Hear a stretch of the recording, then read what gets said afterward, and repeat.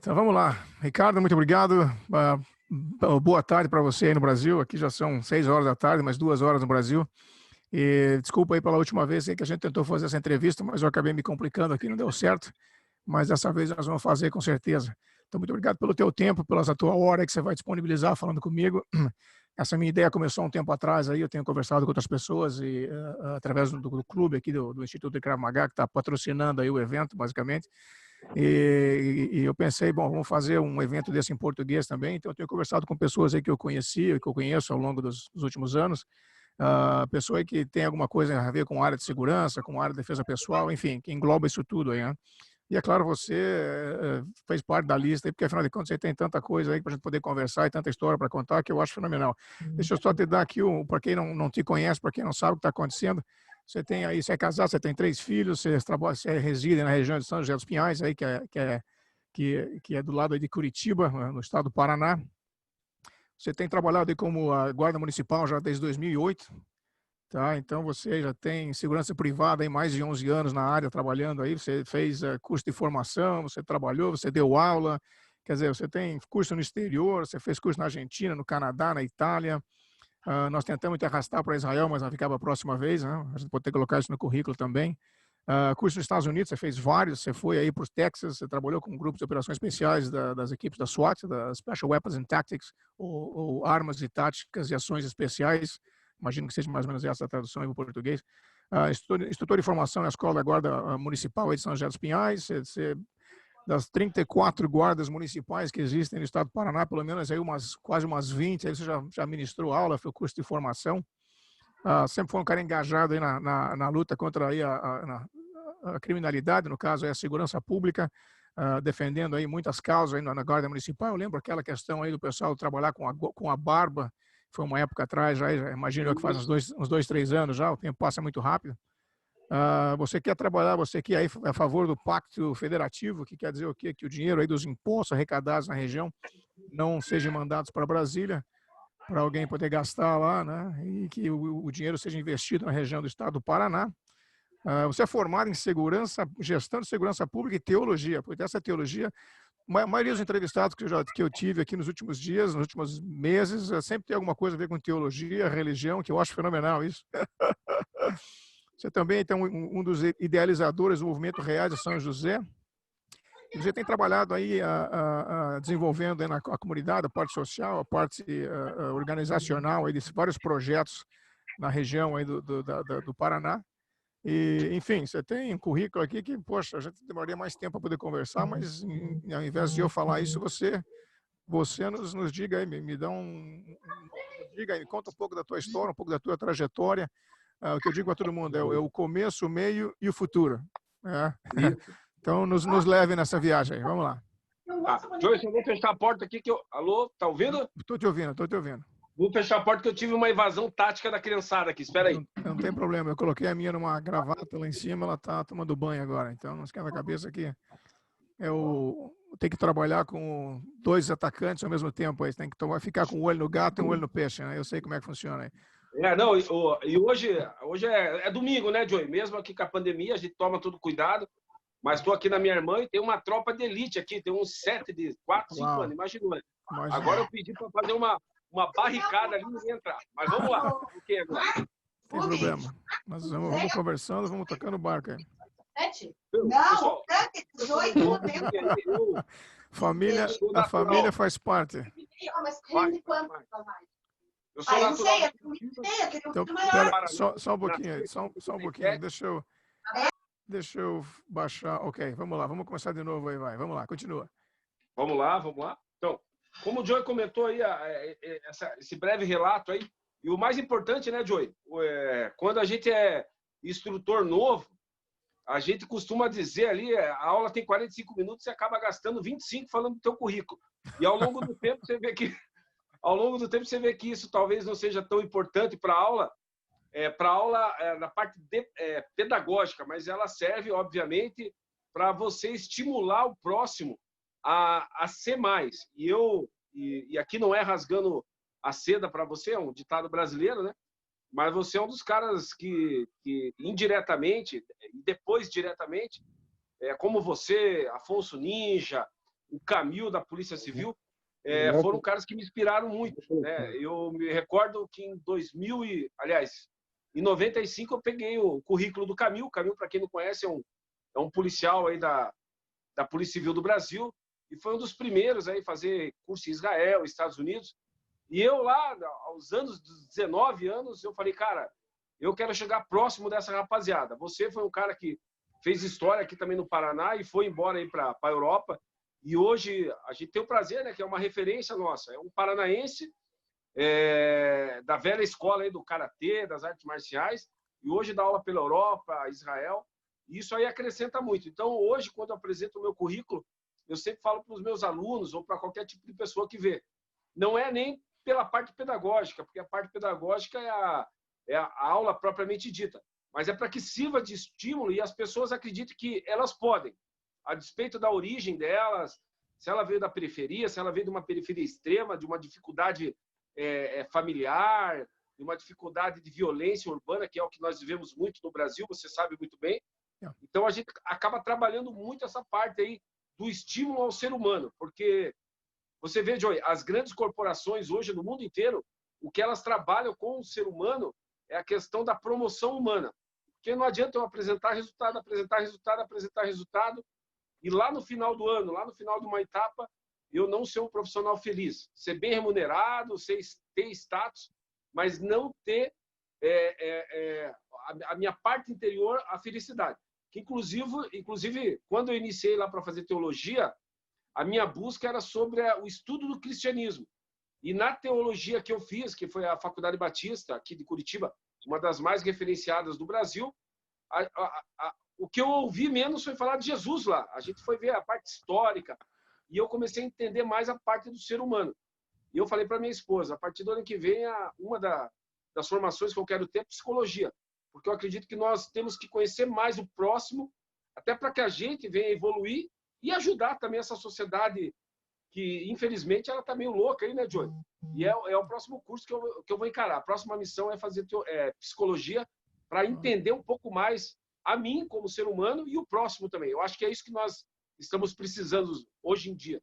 Você vai ser o Leonardo da Vinci da região, hein, porra? Você tem formação em tudo quanto é área, mas é aquela história, você está naquela busca, na tentativa de descobrir mais, e como aquela história, é um instrutor natural, um nato, que passar a mensagem é o que mais importa, né? Você sente prazer em ver outras pessoas crescerem, desenvolverem e alcançarem outros níveis, né? O que é fundamental, acho fenomenal isso, é maravilhoso. Nós nos conhecemos quando foi isso? Foi uma das vezes aí nós encontramos através de alguma coisa, através de alguém, eu não lembro direito. Eu lembro de um meeting que nós tínhamos um encontro. Eu agora fazendo uma paródia aí com a Bíblia, Jó um dia foi indagado, e é claro, né, salva as devidas proporções, mas Jó falou que conhecia a Deus ali, parte biblicamente, só de ouvir falar. Então eu conhecia você, salva as devidas comparações, de ouvir falar da segurança privada e também de alguns colegas nossos, e agora, inclusive, colegas pessoais. Eu tenho um amigo meu que é o Elney Siqueira, você lembra? Lembro, sim. Isso, era do Karatê e tal. E ele já tinha falado de você. Mas a gente se conheceu de fato. O primeiro contato veio via celular, que você via aqui no Brasil dar um workshop, através do Alves da CPS. Exatamente. E aí nós nos conhecemos pessoalmente daí. Exatamente. Uau, faz tempo isso, é verdade. Eu já não sei, a minha cabeça, a minha linha do tempo aqui é uma bagunça. Eu lembro dos fatos, mas não lembro das datas. Mas então tá bom. E me diga uma coisa, o teu projeto também, você já tem feito tanta coisa. Uma das coisas que eu fiz muitos anos atrás foi tentar ir para os Estados Unidos fazer um curso básico de 2 semanas e foi aquele empenho, né, em prestar dinheiro, tentar arrumar patrocinador, tentar fazer com que o negócio funcionasse, enfim. E isso foi antes da internet ser o que é hoje, né? Então você não tinha como pesquisar nada, era meio que o cara falou que é legal, então vamos embora, né? O cara falou que é legal, tá ótimo para mim já, né? Só que depois você chega lá e descobre que não era bem assim, né? Você fez muito disso. Além de você ter ido, você foi para os Estados Unidos várias vezes, você levou um monte de gente com você também, né? Uma vez que você organiza um evento desse nacional, já é complicado. Agora, fazer um evento desse internacional é uma outra escala, né? E disso tudo que você aprendeu lá fora, você trouxe muito conhecimento, você ensina isso de novo hoje para a rapaziada aí que trabalha com você, não? Isso. Na realidade, foi a primeira ida minha aos Estados Unidos, foi em 2011, e foi bem nessa linha tua. Eu não tinha noção do que era fazer um curso lá, e as coisas foram se encaminhando. É claro, a gente tem que se dispor sempre. Não, eu acredito que nada vem de graça. Você tem que batalhar, tem que ralar, tem que, como todo bom operacional brasileiro, inclusive fora também do Brasil. E em 2011 eu falei, cara, vou para os Estados Unidos. Me recordo muito bem como foi. Eu tinha uma CG lá, uma motinha, acabei vendendo ela e fui. E fui nessa onda, porque apesar da internet já estar um pouquinho caminhando, eu me lembro uma vez que eu vi uma gravura na internet, era recém, eu acho que era na época do Orkut, e eu falei, pô, quero fazer esse curso. E em 2011, 2012, consegui lograr êxito em ir, mas dentro daquilo que você falou. Na realidade, hoje, com a capacidade técnica que a gente está desenvolvendo, eu acredito que houve a oportunidade, eu consegui agarrar essa oportunidade, mas curso mesmo, propriamente dito, eu fui fazer em 2013, quando você já quebrou aquele gelo, eu já havia quebrado, porque eu fui em 2011, 2012. Hoje eu trato mais de um turismo policial, né? Quando eu fui me vender uma coisa e eu acabei comprando outra. Mas, assim, para mim foi muito válido, porque através dali eu acabei abrindo o caminho, que foi em 2013, conheci o xerife da 8ª região ali do condado de El Paso, Texas, que fica ali limite ali com o Arizona e com o México, que é Juárez. Acabei conhecendo ele, fiz vários cursos com ele, até chegar ali em meados de 2014. De 2013 a 2014, fui pelo menos 4, 5 vezes lá no departamento de polícia dele. É um curso onde a gente teve a oportunidade de conhecer a SWAT de El Paso, uma equipe muito especializada por conta da periculosidade ali da fronteira com Juárez, que é o México, é uma das cidades mais perigosas do mundo. Então, exige-se daquela tropa operacional que o treinamento de fato seja elevado. O Texas, por si só, ele já tem uma história, né, de ser o único país confederado dos Estados Unidos a poder colocar a bandeira dele na mesma altura da bandeira dos Estados Unidos, por conta da guerra civil lá no passado contra a Inglaterra, que foi o único estado, de fato, que acabou não deixando os Estados Unidos naquela época lá na mão. Então, o Texas tem essa coisa com ele, né? E nós começamos a agregar muito. Aí eu me lembro que nessa época, Joey, eu, por essa busca constante que eu tenho dentro de mim, acabei indo para o Canadá, conhecer alguns departamentos de polícia lá de Ontário, né? Mais precisamente ali Toronto e as cidades metropolitanas, e acabei fazendo também um intercâmbio ali, apesar de não falar o inglês fluente, eu fui para quebrar o gelo. E quando eu estava lá, o xerife viu, eu acredito que faltava isso nele, para ele ver em mim, porque o policial brasileiro, você sabe como que é, tem que emprestar dinheiro, tem que fazer consignado, tem que vender moto, tem que ir para a raça, não vem de graça, né? As instituições costumam não pagar isso, até porque é uma grande massa de profissionais e não tem como mesmo. E ali ele me chamou, até eu comentei, foi mais uma, como que eu posso falar para vocês aqui, foi mais um desafio, porque eu já tinha ido aquele ano para os Estados Unidos 2 vezes, e é um custo alto, apesar que o dólar naquela época estava 2,30, ainda estava razoável, entre aspas, e eu estava lá no Canadá, quer dizer, era um custo muito alto. E ele falou, não, cara, você tem que vir porque é uma oportunidade única. E quando eu ouço algumas palavras, Joey, como oportunidade única, entre outras, eu acabo guardando especial. Eu falei, bom, se ele falou isso e ele não me conhece tão bem para saber disso, eu vou. Aí encarei o desafio e fui e acabei. E ali foi um divisor de águas, porque eu perguntei para ele, eu falei, posso levar outros policiais? Daí ele falou, pode, mas tem um custo.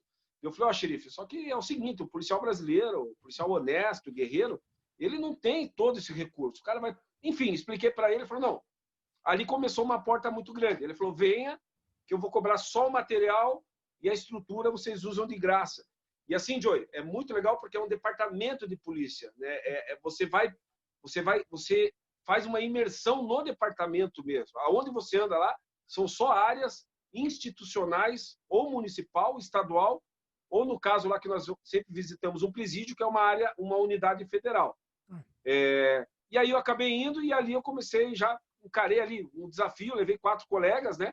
Obviamente, cada um fazendo o seu custo, agreguei um pouco o valor, e nesse curso, ao final desse curso, foram um curso, acho que 9 dias, 10 dias, se eu não me engano, ele acabou me convidando para fazer parte da equipe dele, claro, como convidado, não remunerado, obviamente, do Texas SOG, que é o grupo especial, Grupo de Operações Especiais do Texas, que é Lá eles têm essa divisão, né? Tem a SWAT, que são as unidades, entre aspas, ali mais municipais da tropa de elite local, e o SOG, que é em inglês, aí eu não vou falar porque eu estou falando com um cara que é quase um inglês nato aí, mas que é o Grupo de Operações Especiais. E o SRT, que é o Time de Resposta Especial do Texas. São policiais de várias cidades que se unem e fazem treinamentos, fazem workshop, fazem intercâmbio. E eu fiquei muito grato, porque pô, você pega um brasileiro saindo aí do Alto Boqueirão, como mais um, como milhares do Brasil aí, e foi muito emocionante. E a partir daquilo ali eu comecei, sentei com ele e falei, ó, quero trazer mais policiais. E até o ponto da gente já ter levado de uma vez só, Joey, depois até forneço as fotos para você disponibilizar para o pessoal. Nós levamos 22 policiais. E hoje também se trata de um negócio para mim, obviamente, mas dentro de uma realidade comercial que o policial nosso possa alcançar.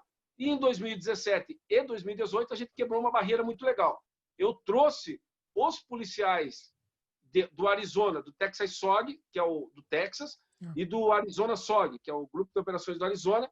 Eu trouxe 3 do Arizona e 4 do Texas para fazer o treinamento aqui no Brasil. Onde a gente pôde reunir mais, na primeira edição, a gente pôde reunir aí, inclusive está lá no YouTube, lá no meu canal, Ricardo Cucci, mais de 72 operacionais do Brasil inteiro e um do Uruguai, que é um cara que é um intercâmbio que eu pretendo fazer lá no Uruguai de armamento e tiro.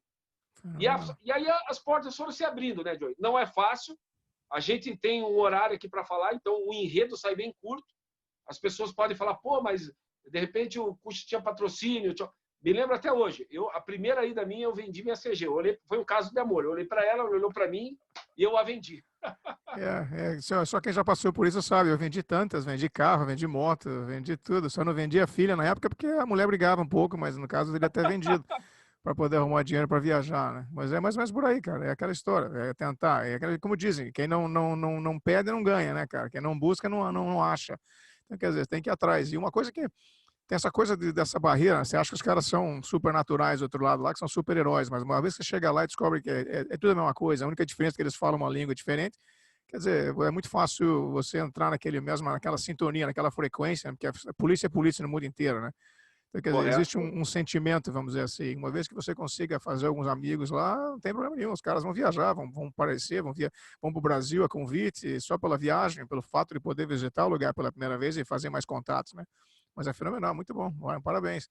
E me diga uma coisa, vamos falar agora dentro da Guarda Municipal, aí, o que acontece nessa Guarda Municipal? Deixa eu te contar a história, há 21 anos quando eu saí dessa região aí, já a Guarda Municipal existia, já estava há um tempo, mas eu lembro da formação, que eu trabalhava com empresa de segurança, eu trabalhava numa empresa de vigilância, aí antes que lançaram o tático móvel de moto, que até hoje o pessoal aí me põe na cruz e bota uns preguinhos, né, porque é uma longa história, mas depois eu te conto. Nós estávamos com o Coronel Dabu antes assistindo a entrevista, não sei o que aconteceu com ele, daqui a pouco ele volta. Mas ele sabe da história do tático móvel, que foi ele quem nos deu aula de motocicleta, na época ele era tenente ainda lá no batalhão, 12º Batalhão, e trabalhava com as motos, mas enfim. Como é que funcionou? Você entrou nessa período de 2008, foi que você falou, que você entrou, eu acho, e como é que foi a progressão, a melhora, o que a Guarda Municipal em relação à Polícia Militar, vamos dizer assim, para quem não sabe o que nós estamos falando, como é que eles se colocam, onde é que eles se equivalem, vamos dizer assim?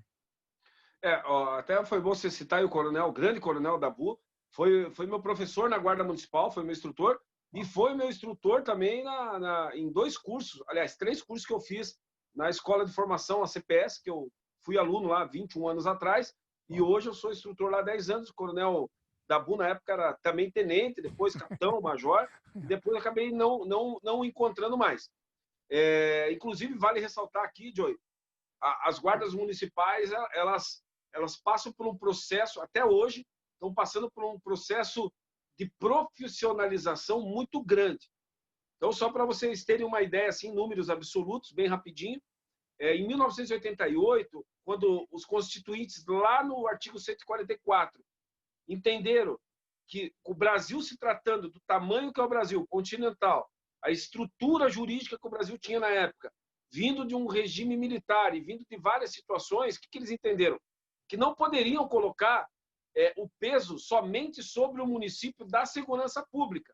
E aí eles entenderam lá no capítulo 144 e artigo 8º, inciso 8º, da Constituição, que é o artigo, que é o capítulo que trata da segurança pública, que os municípios poderiam, mas eu só quero ressaltar, e toda oportunidade que eu tenho, Joe, eu falo. É claro, nós não vamos cair aqui numa discussão jurídica, não é o caso, e também nós não temos tempo. Mas ali, o que eu entendo? O que eu entendo e o que eu acredito que qualquer uma boa interpretação jurídica possa entender. Que quando a Constituição diz que a segurança é dever do Estado e responsabilidade de todos, vale lembrar ali que o adjetivo que está sendo usado não é o Estado ente federado, até porque se fosse o Estado ente federado, a União não deveria ter polícia, né? E a gente sabe que o poder de polícia ele vai muito mais além do que uma nomenclatura. Polícia Federal, Polícia Rodoviária, até porque a Polícia Rodoviária antigamente se tratava dos patrulheiros, né? Não era nem a questão de polícia, ou a própria Polícia Civil, ou a própria Polícia Militar. Então, assim, nós temos guardas centenárias no Brasil, as guardas municipais sempre existiram. Vale lembrar hoje a maior força policial em contingente, que é a Polícia Militar do Estado de São Paulo.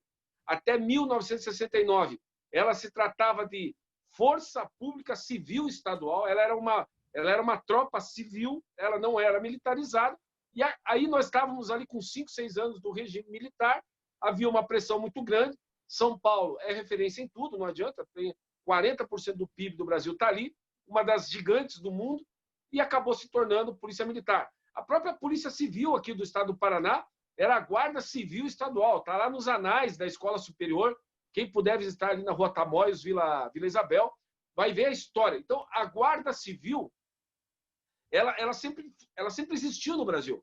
Só que com o tempo ali, se você pega desde o primeiro presidente do Brasil, que foi Marechal Deodoro, um militar, e aqui, Joey, deixar bem claro que nós temos amigos aí, vamos ver, eu mesmo lancei em vários grupos, aí, tomara que depois eles possam ver também, e a questão não é a PM, a Polícia Civil, a Federal ou a Guarda. E também não falo que a Guarda seja a salvação da lavoura, não é isso. Mas os sistemas de segurança pública do Brasil, e isso você conhece muito bem, porque você mora na Europa há mais de 2 décadas, você está entendendo bem o que eu quero falar. O sistema de segurança do Brasil, infelizmente, acaba indo na contramão do mundo, né? Se a gente pegar Estados Unidos, Inglaterra, Canadá, Nova Zelândia, entre outros países, a gente vai ver que o sistema é diferente. E as guardas, por um tempo, acabaram perdendo muito espaço. Eu acredito ali que depois da Revolução de 32, até 64 e até a redemocratização, as guardas acabaram sendo abafadas. Em 88, Joey, finalizando essa pergunta, nós tínhamos aproximadamente 400 guardas municipais no Brasil. Hoje, 2020, nós temos, segundo a Senasp, que é a Secretaria Nacional de Segurança Pública, que trata sobre isso, nós temos mais de 1.280 guardas. E a guarda já estabilizada. Como? Fazendo parte juridicamente do sistema de segurança pública do Brasil, né? Tendo uma lei que, em 2014, a ex-presidente Dilma Rousseff acabou sancionando, que foi o Estatuto Geral das Guardas, que é a 13022, porque até então, Joey, os prefeitos criavam as guardas como eles queriam. Né? Guarda armada, guarda desarmada, guarda com calça, guarda com farda, guarda com uniforme, guarda...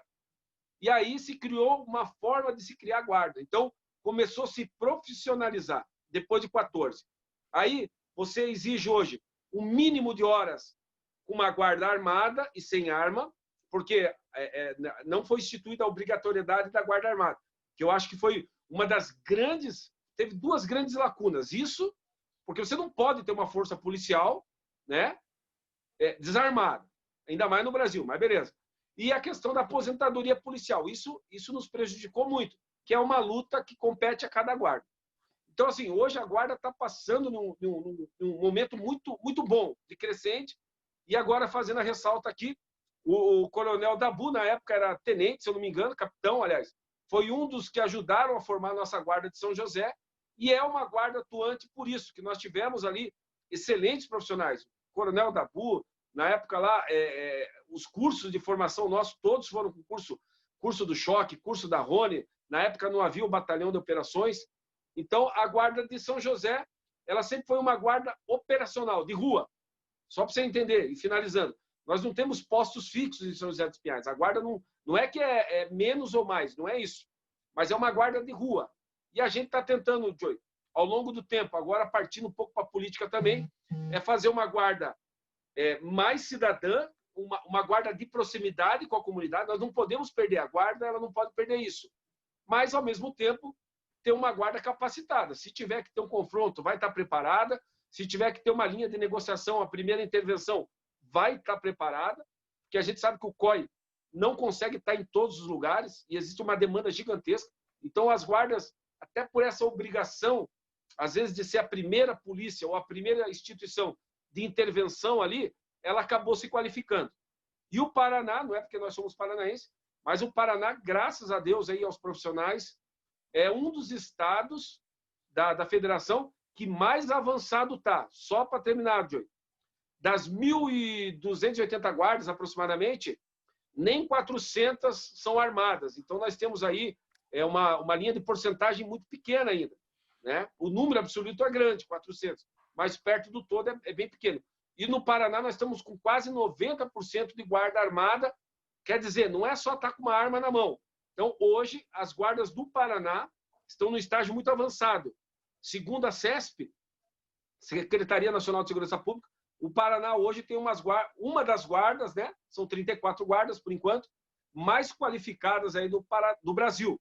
E isso aí a gente tem que dar o crédito à Polícia Militar, que é grande parceira nossa, a Polícia Civil, a Polícia Penal, que foi formulada agora recentemente, e graças aos nossos agentes também, né? Uau, fenomenal, foi fantástico. Eu lembro que no começo o uniforme era azul, aquele azul bonitinho, e eles usavam um cap que parecia com a polícia americana. Então, Isso. os estrangeiros, quando chegavam na região de Curitiba, aí, como tinha muito estrangeiro, o cara ia direto no policial da Guarda Municipal, porque viu o cara fardado da maneira como ele via no país dele. Logo, aquela referência, né? O uniforme é praticamente o mesmo, é muito semelhante. Então, vamos nos perguntar para esse cara, porque esse cara vai nos dar as dicas. Então, era bem interessante para ver isso no passado. Mas interessante. E me diga uma coisa, você, nessa parte, você entrou na parte, vamos dizer assim, vamos colocar no exército, né? Soldado raso, trabalhou aí, foi desenvolvendo, foi crescendo, virou instrutor nessa área, trabalha na área de segurança privada também. E o que você vê, qual é o maior problema que tanto a segurança privada como a segurança aí, vamos dizer assim, municipal, mais armada, mais governamental, vamos dizer assim, tem nessa região? É parte de treinamento, é parte de tentar instruir a população aí do que é que a polícia está lá ou a guarda está lá para fazer, porque tem aquela mentalidade de que o policial está para matar e o bombeiro está para salvar, né? Ficava aquelas duas coisas assim muito estranhas, né? Como é que funciona isso? Você tem visto uma mudança? O povo tem entendido um pouco mais, está mais educado, vamos dizer assim, nesse perfil, hein? Joey, eu acredito que ali no início nós pecávamos muito na questão do treinamento, né? Você não tinha uma guarda, uma instituição de segurança pública municipal tão qualificada. Mas o que acontece hoje? Só para você ter uma ideia, há 8 anos atrás, no Paraná, nós não tínhamos nenhuma guarda municipal com centro de formação, centro policial profissional de formação. Hoje nós já estamos com 8.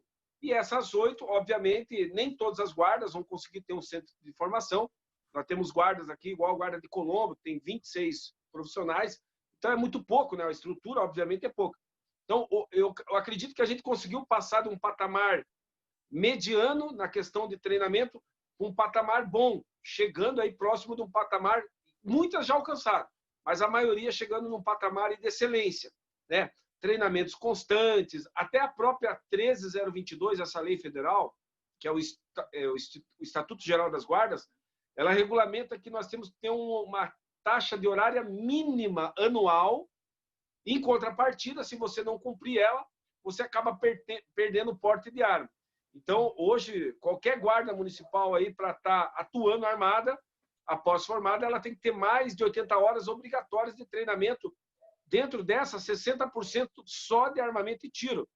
Entre outros cursos, calibre 12, enfim, os grupos as especializadas dentro da guarda, né? Guarda Ambiental, a ROMU, que é a Ronda Ostensiva Municipal, que é uma equipe mais operacional, com fim mais definido de ação. Então, hoje, para você entrar na ROMU, por exemplo, você tem que fazer um curso de 300 horas, onde a maioria dos instrutores ou tem que ser cursado em estágio de operações, ou a gente busca fora, né? a própria Rony, o pessoal da Rony, do Choque, o pessoal da Rotan, que são equipes altamente especializadas, Tigre, COP, nos ajudam nessa formação. Então, esse estágio, a gente, graças a Deus, nós já passamos da média. E é claro, você sabe lá o processo dos jesuítas, né? Quanto mais eu treino, mais eu me aperfeiçoo. Como não existe perfeição, o meu treinamento tem que ser constante. Eu acredito que agora, Joey, nós entramos numa etapa muito difícil, que é a guarda e os guardas, a guarda como instituição e o guarda enquanto profissional, nós criarmos a nossa identidade, né? E irmos lá na Polícia Civil, na PM, na PRF, buscar aquilo que é bom para nós, só que mantermos a nossa identidade. Uma instituição armada, municipal, né? Eu sou extremamente municipalista, uma instituição civil, e eu costumo dizer, o pessoal fala, a hierarquia e disciplina é só nos militares. Não, na minha casa sempre houve hierarquia e disciplina. Eu tenho 42 anos, minha mãe, graças a Deus, e meu pai são vivos, têm 84, e até hoje é sim senhor, não senhor, e não discuto muito com eles. É claro, como eles estão bem velhinhos, às vezes acabam fazendo coisas que não devem, então eu vou lá. Mas assim, as guardas não podem perder essa essência também. Então, eu acredito que se a gente chegar nesse ponto de médio para de bom, Joey, nós vamos estar no caminho certo. Muitas guardas ainda estão buscando essa identidade. Qual que é a identidade? Essa questão do uniforme. É uma das coisas que eu bato muito. Se operacionalizou a guarda muito externamente, algumas principalmente, acabaram se operacionalizando de forma externa, mas não buscaram a parte interna. O que é a parte interna? Parte estrutural, parte psicológica, parte de, por exemplo, o cara entra na guarda e não tem um regimento interno de controle, ou o cara entra lá e não tem um estatuto próprio interno municipal para ele, um plano de carga e carreira. Pô, eu vou entrar guarda, nível 1, e vou terminar o quê? Né? Por exemplo, a nossa, com toda a história que São José tem, com toda a capacidade, a segunda cidade com o maior PIB do estado do Paraná, e ainda nós não temos isso. Então, a guarda ainda está caminhando. Se você... Aí sim vale uma comparação. Pega a Polícia Militar do Estado do Paraná, com 170 anos de luta, de glória, de capacidade. Nós aqui, a nossa mais antiga é a Mandirituba, tem 32. Então, institucionalmente, nós somos ainda, no Paraná, muito novos, mas com avanços importantes. Então, eu acredito isso aí, Joey. Se a gente conseguir encaixar essa questão de profissionalismo, capacitação e identidade de uma instituição civil, muitas armadas e municipalizada, se a gente começar a fazer essa estrutura e não sair dela, eu tenho certeza que toda cidade que tiver uma guarda municipal só tem a ganhar. Lembrando, eu não estou falando que a guarda é a salvação, mas hoje é um fato. A cidade que tem guarda municipal, se ela for retirada, eu não tenho dúvida, Joey, os munícipes da cidade irão sofrer muito. Porque, infelizmente, ao longo do tempo, os governadores não investiram na polícia militar e principalmente na polícia civil, né? E o estado do Paraná é um estado muito grande, 399 municípios, parte territorial é muito maior que muitos países da Europa, inclusive de população. Então, nós não podemos contar só com as nossas forças estaduais, elas não conseguem, não por falta de capacidade, pelo contrário. Eu acredito que a nossa polícia civil, a polícia militar do estado do Pará são as melhores, e aqui não é bairrismo, né? Não estou fazendo um bairrismo aqui, uma média, são as melhores do Brasil mesmo, os nossos grupos especiais, os nossos patrulheiros normais, de rua, né, convencionais, mas os municípios hoje é uma crescente, né? Por isso que eu volto a falar, o sistema deveria se adequar, não é as instituições, e sim o sistema. Fenomenal. E, bom, aquela história, como diz, você quer que alguma coisa mude, seja você parte da mudança. Então, você já está aí fazendo a mudança, fazendo barulho. É claro que isso te traz um lado bom e um lado que vai ter muita gente que vai ficar de nariz comprido para você, né? Mas isso faz parte do processo aí. Em todo lugar que você vai tentar fazer alguma mudança, isso vai acontecer, né? Mas, então, e você vê a população, o que a população, qual é a aceitação da população, por exemplo? Como é que você vê isso? Já que está sempre em contato com o povo, eu estou sempre seguindo as suas redes sociais, sempre trabalhando com criança, com adolescente, com os idosos e aquela coisa toda, do trabalho voltado para a população. Que é aquela história, o povo sempre achava que o cara era cabo, era melhor que o coronel, né? Aquela história da autoridade. E era um cara não acessível. E o que eu vejo é justamente o contrário. Vocês abriram a porta e vocês estão sempre lá trabalhando para o povo, em prol do povo. Como é que o povo aceita isso? Tem tido boa aceitação, não? Graças a Deus, assim, Joey, eu acabei indo em várias guardas municipais, em vários municípios, e a gente tem, assim, e são dados, pode trazer, inclusive, dados técnicos. A população tem uma aceitação muito grande, né? Eu, enquanto guarda, enquanto militante das guardas municipais, enquanto militante da municipalização, e enquanto parte de associação, sindicato, enfim, eu gosto de me envolver nisso. O meu cuidado é justamente isso, para que a população não confunda a gente, né, como um órgão somente de repressão. A repressão, ela faz parte, né? Mas eu costumo dizer aqui nas guardas, nas nossas aulas, que nós temos que ter essa polícia de proximidade, né? Os números mostram isso, Joey. A 99 da vamos colocar aí, 98% da população é população de bem. Os números, o número de encarcerado, de condenado, de foragido, mostram isso no Brasil. Então, o nosso policial, ele tem que ter isso em mente.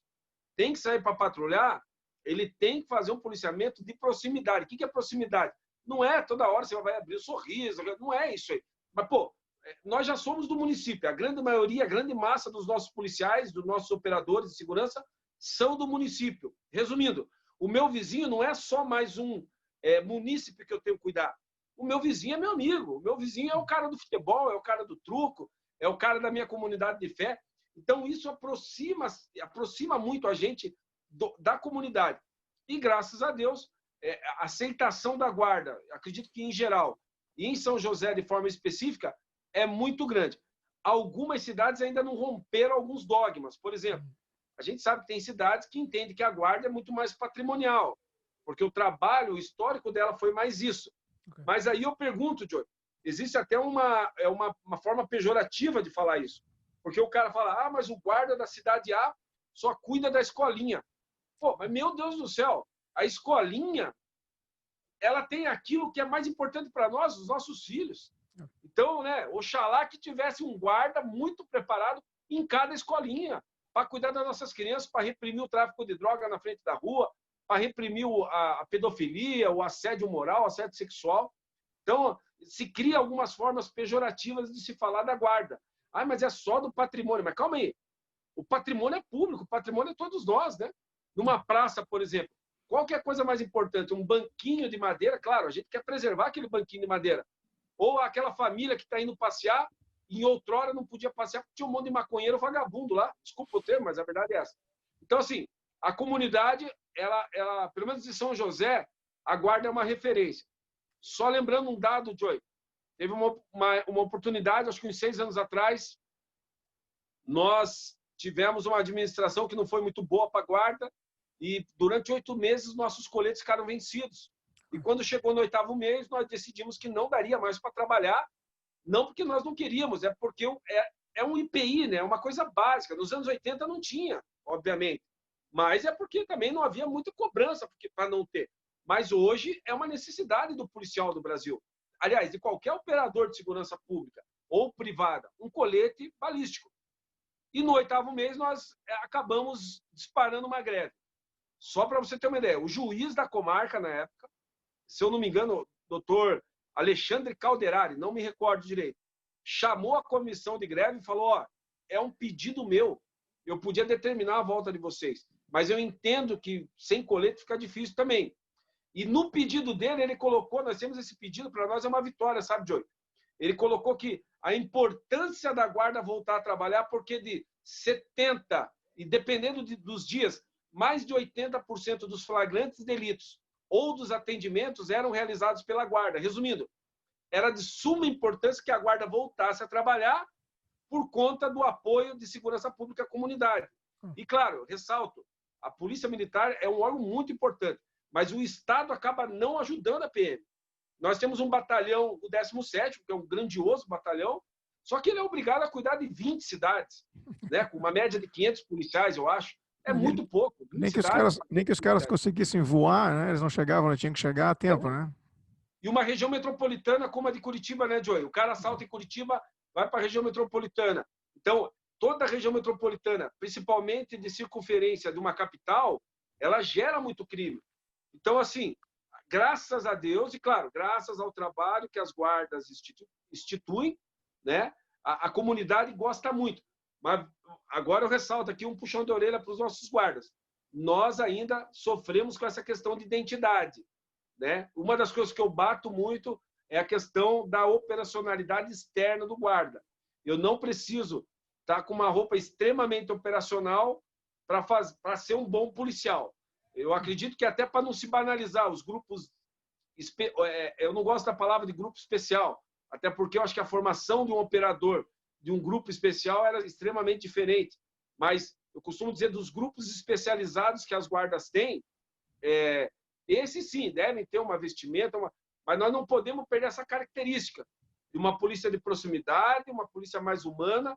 E, claro, se tiver que haver uma intervenção, até se for letal, não tem problema.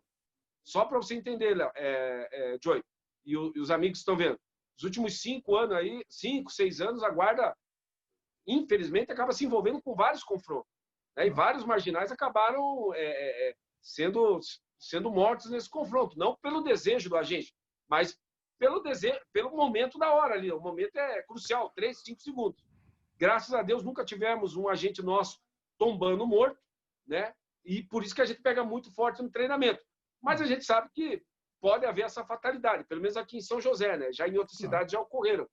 Então, o confronto é muito iminente. Então, eu não preciso ter um guarda extremamente sisudo, com uma vestimenta extremamente operacional, acima do limite, para mostrar que ele é eficiente.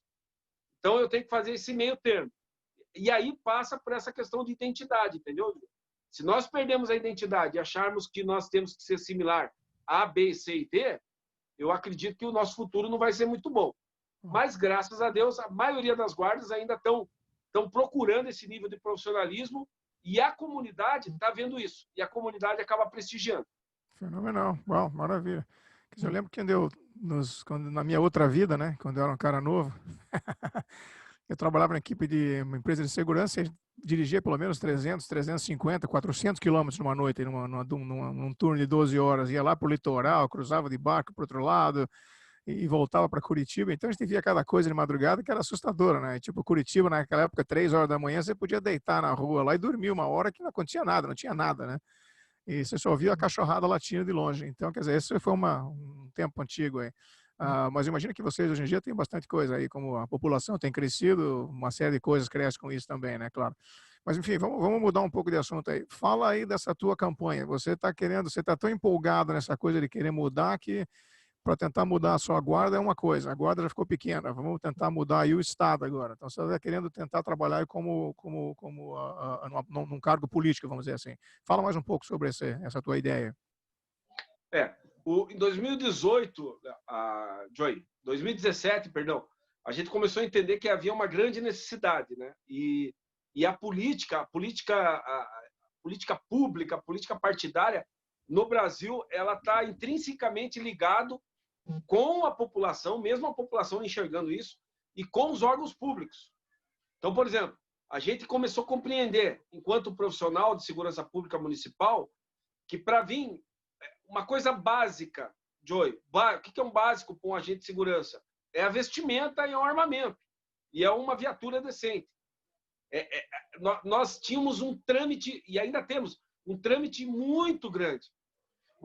Era uma coisa tão básica, elementar, você ter uma viatura, uma estrutura física para trabalhar e uma estrutura para se defender, que a arma, obviamente, ela serve para atacar, mas ela é para se defender também. E a gente começou a ver a necessidade. Cara, temos que estar inseridos na política, não tem como. E isso aí nós pegamos muito das outras instituições.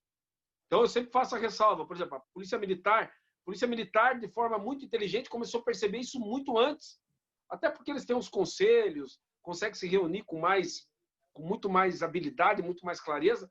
E eu particularmente, fui buscar isso dentro da PM. Conversei com alguns amigos meus ligados aos movimentos políticos internos da PM.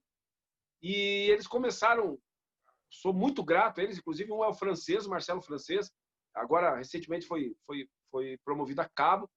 E ele me ensinou muito, e nós fomos inserir isso. Em 2018, nós tentamos marcar a presença, lançando aí um candidato a deputado estadual e um candidato a federal, dentro da nossa possibilidade financeira, de tempo e de experiência, eu acredito que nós somos muito bem. Eu mesmo fui um dos candidatos, não porque eu fui, porque foi uma escolha de categoria.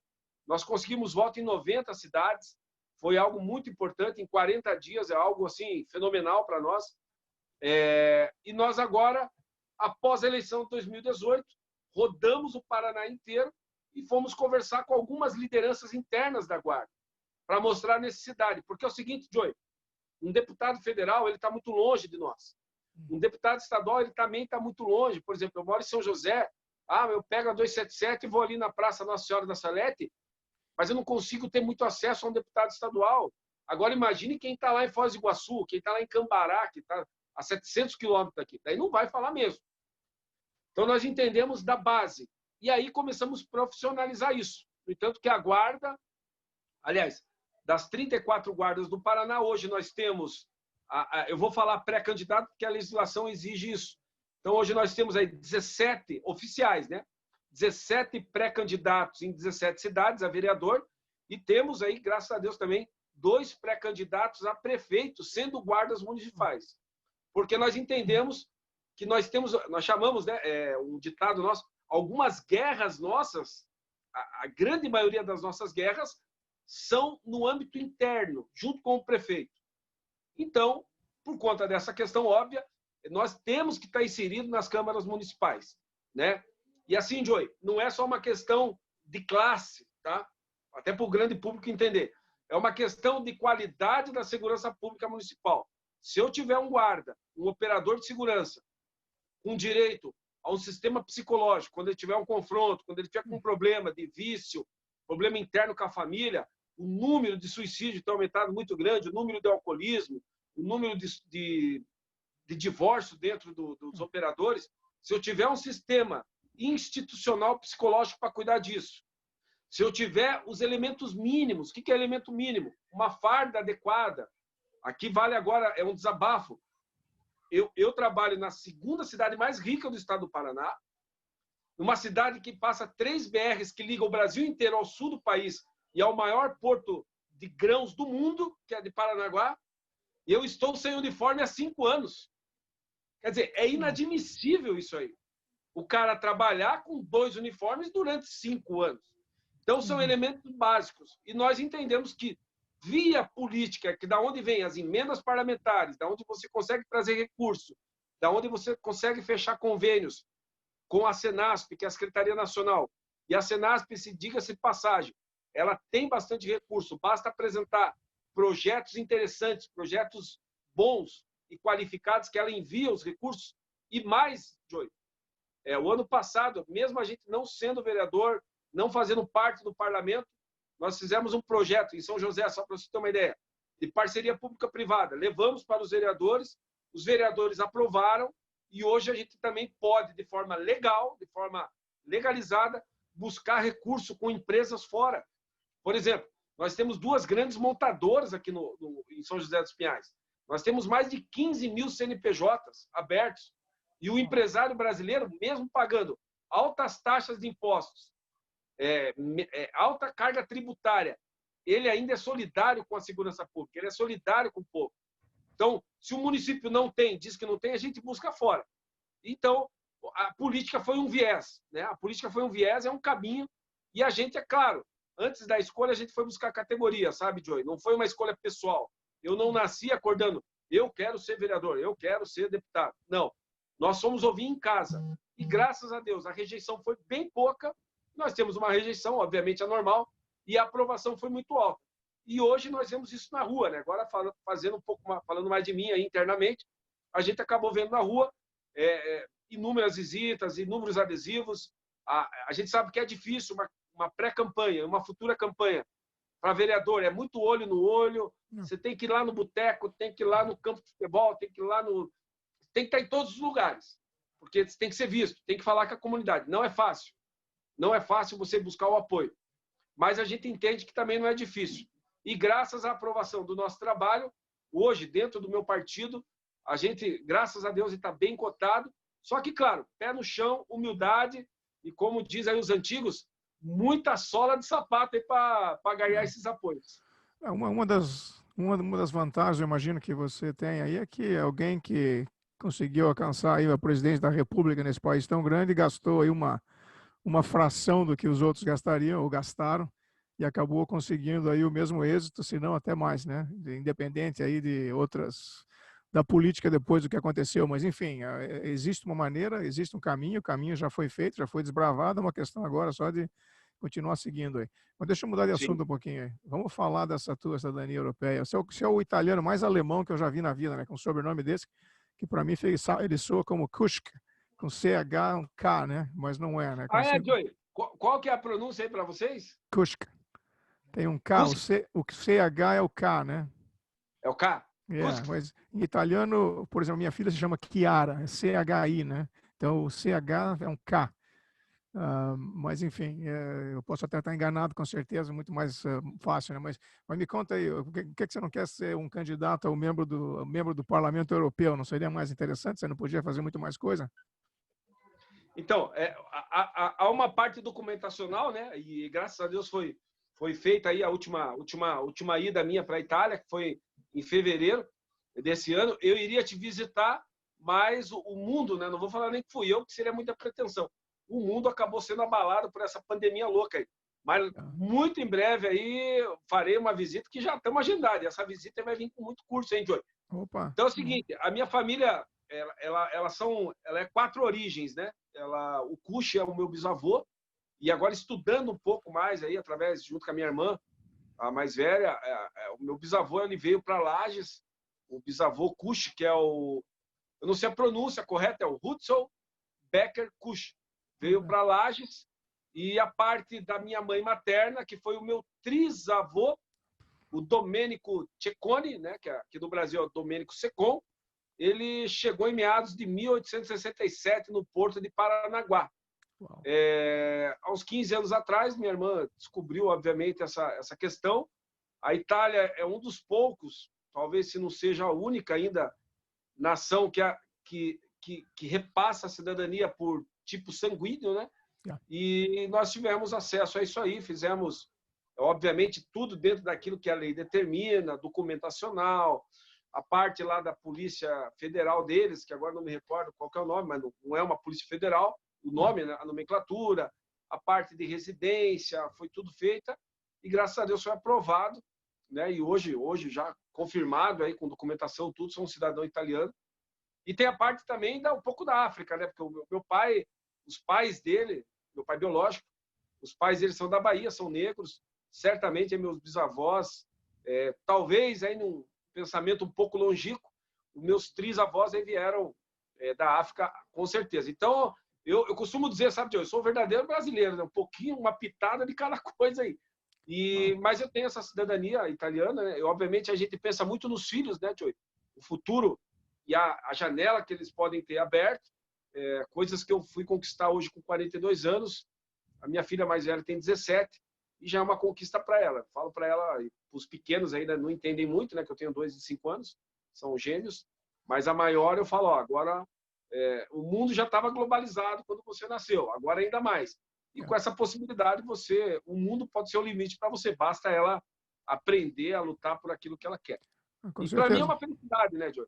Conhecer eu fui na cidade da origem italiana minha, eu vi inúmeros secons lá que lutaram na Segunda Guerra, na própria Primeira Guerra, e a gente vê que essa parte de espartano aí está no nosso sangue, né? E a gente não pode fugir disso. Yeah, não tem como. E agora com essa pandemia na Itália vai ter bastante casa barata lá. Então, se você estiver interessado em comprar uma casinha, agora é a hora, né? Que metade da população foi para o Beleléu, né? Foi Mas então muito tá bom. bom, interessante. Mas vamos marcar aí quando você tiver tempo e essa coisa melhorar, né?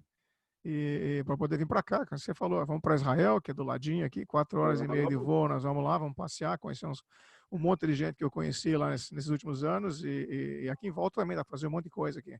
E me diga uma coisa, o que eu ia perguntar agora? Bom, a eleição é no dia em outubro?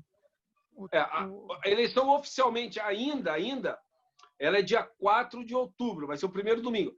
Ok. Porém, os presidentes do Senado e do Congresso Nacional, juntamente com o Ministério Público Federal e com o presidente, o ministro Barroso, o presidente do TSE, já fecharam o acordo e juntamente com os presidentes de todas as bancadas em que é melhor mudar para o dia 15. Porém, como é uma emenda constitucional, né, uma cláusula pétrea ali, não dá para mudar, tem que haver essa votação.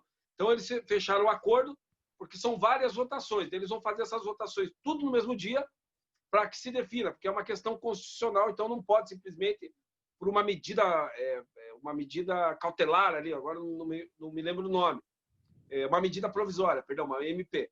Mas já fecharam o acordo. Então, é só aquela coisa de bater o martelo.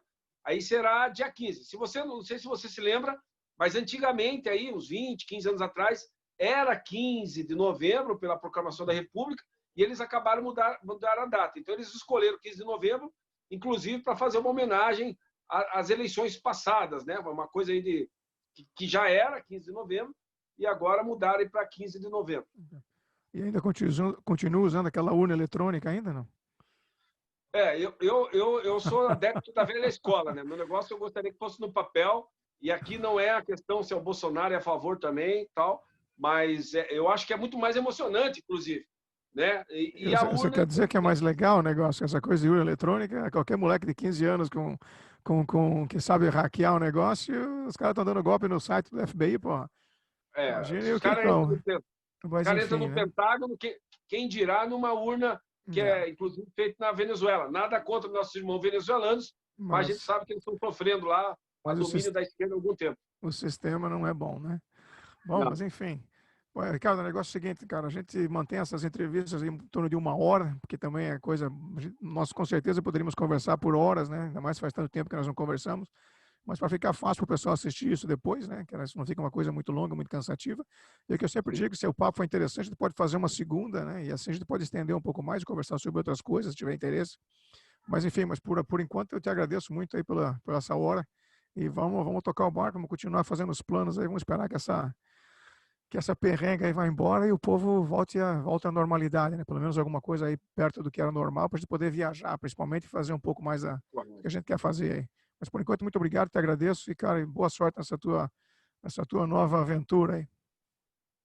Joey, eu que tenho a agradecer, cara, obrigado mesmo. Ressalto aqui a todos que estão vendo ou os que vão ver. Tô vendo o retorno aqui, eu tô na casa da minha irmã, que tem acho que uns 2 estavam assistindo pelo menos, estavam ouvindo as nossas vozes. Você é uma referência, cara. Eu sempre uso você como uma referência aqui. É uma das minhas maiores referências, questão de luta. E eu me lembro de que você fez ali o workshop no Jardim das Américas.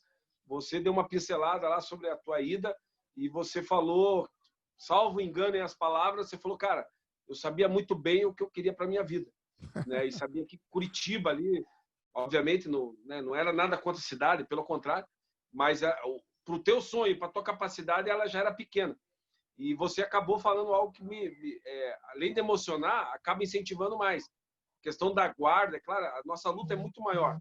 Só que quando a gente lança aí uma pré-candidatura, pelo menos as boas pessoas, né, as pessoas decentes, é para mudar a comunidade. O mundo, dificilmente a gente vai mudar, é difícil mesmo. Mas se eu conseguir ser um vizinho melhor, um pai melhor, um servidor público melhor, e agora tentando galgar essa questão do legislativo, eu tenho certeza que a comunidade vai ser melhor. Não por causa de mim, mas por causa daquilo que está no nosso coração. Então, obrigado aí, cara. O teu público aí, quando você me convidou, eu fiquei feliz pra caramba, que só tem cara de altíssimo nível. Eu costumo dizer, só tem cara de Libertadores, né? Eu tô jogando ainda tô jogando suburbano aqui ainda. Aí a hora que você falou, pô, vai estar fulano, ciclano, cuxi, e eu quero você lá, eu fiquei muito feliz, porque só cara de alto nível, mestre Edson, um monte de cara que você entrevistou. E eu te agradeço, estou à disposição, tá bom?